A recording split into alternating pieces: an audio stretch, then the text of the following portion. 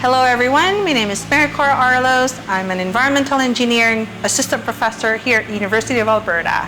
So before I answer what an oil sands process water, or in my lingo we call it OSPW, I'm going to walk you through the process of oil sands mining within the Alberta context. So Alberta has one of the largest oil reserves in the world. We are the fourth largest, and our oil deposits look like this. So as you can see, our deposits are thick, heavy, and they're extremely viscous. So when you say viscous, it means it doesn't flow really quickly.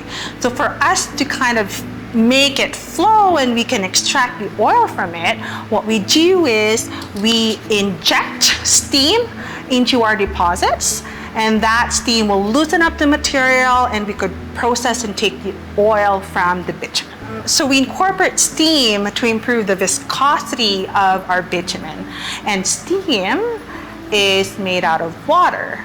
And because we use lots and lots of steam, we create what we call as the oil sands process water, which then goes into the tailings ponds and sits there until many, many years.